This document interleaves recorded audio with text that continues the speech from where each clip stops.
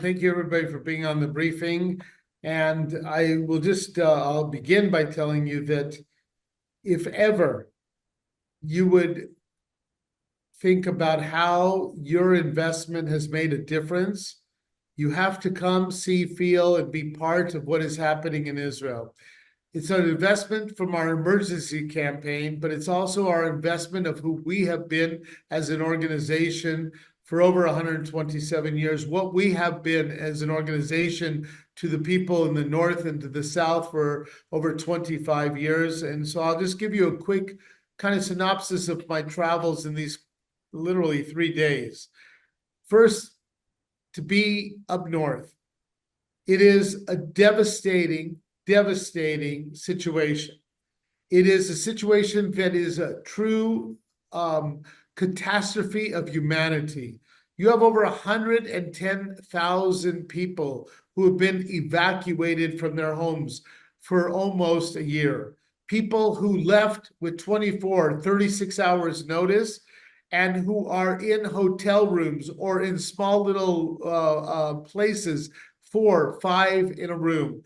The amount of spousal, of drug abuse, child abuse, alcohol abuse, the stories that you're hearing from individuals is enormous. It's the stories that isn't being told, and I ask each and every one of you that it's important to tell the story of our people up north. But with its tragedy, with the catastrophe that they face, I'm going to tell you that their hope, that their dreams are connected to our every step that we're going to take with them every single day. They're looking at us, they're hoping, and they're walking with us because it is not just what is today, but we are giving them the hope of what tomorrow will be. They haven't had an October 7th. And I know that that's very tough to say and somewhat to hear, but their dramatic catastrophe has not been. They just were evacuated from. They don't know if the war has begun or when it's going to end. And just to give you a couple of some vignettes that you could understand, if you told the people of Kiryat Shemona or the people of the North that they can move back home tomorrow, it would take 2 months for them to be able to come back to their homes. I want you to imagine your own home for almost 12 months, no electricity. The refrigerator was never cleaned out. The smell, the deterioration of their homes, rats, mice, bugs. When they move home, you're going to talk about people that are literally going to have to burn mattresses and burn clothes because that is the only way that they are going to be able to move back home.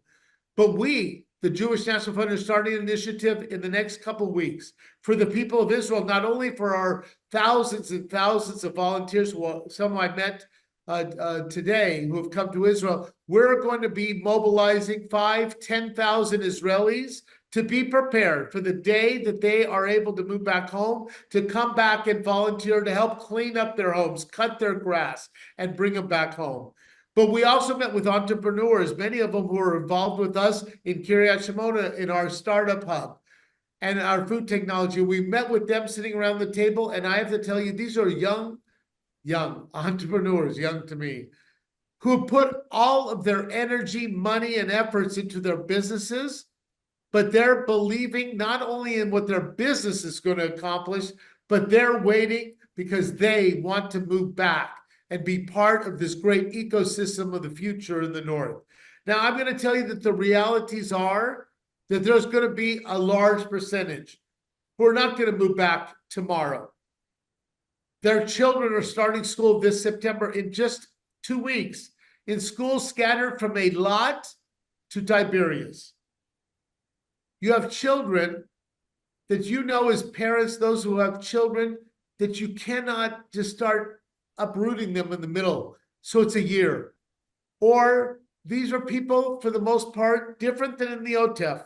Many of them were lower economic status, who have already started getting second jobs now in their places in Tel Aviv, Eilat, or Tiberias. And if you're not going to have much, are you going to put your children in harm's way? So you're just going to start a new life in wherever you're at. but we met with groups of mayors, over 25 mayors from the north, who came together to be part of our reimagined plan and who are looking for us to walk with them every step of the way. For emergency response centers, to fire trucks and fire stations that they're looking for our medical center that we're building in Carachimona, and they are looking at us and looking at our plan on how are they going to be reimagining the North. But I have to tell you, then you come down to the OTEF. And we built this Build Together plan a week after the war began. And it was a moment in which nobody could even believe, will people even be moving back to the OTEF? There was, to the Israel envelope, there was a belief and a thought from people in Israel as well, that there's no way that that little piece of land, there was no way that people were going to be moving back. But that's not when you're together with the Jewish National Fund. Because I was there at the largest center being built, community center in the entire Eshkol region. It is enormous. It is under construction. And if you see my Facebook, you see even I did a little bit of construction today. And I'm with the people, Halutza, who over in that entire region, in Shar HaNegev, in Eshkol, in Sderot, over 70% of the people, 70, have moved back home.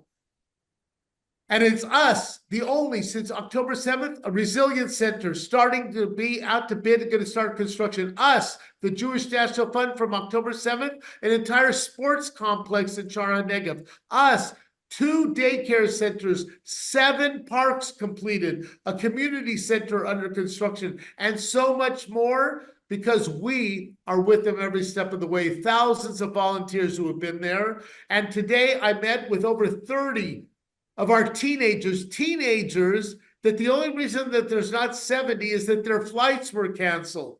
Teenagers who came, and I'm going to tell you stories from the teachers.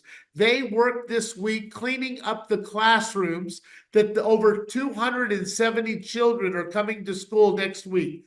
Cleaning up the classroom from the top to the bottom. The teachers came to us and they couldn't believe that these teenagers, not a complaint, worked from morning until night, preparing for the other children that they've never met, but children who are part of their soul are going to be coming back to their classroom. And my last meeting was with our friend Reuven Danilovich, who's going to be with us at our global conference. And if you want to hear the story of hope, the story of belief of tomorrow, the leadership of tomorrow in Israel, you better have signed up for our global conference and be hearing from Reuven Danilovich, because it is not just about Beersheba. He is given our message that we were there yesterday, we're there today, and the better days for the Jewish people, the better days for the people of Israel are tomorrow, and it goes together with the Jewish National Fund.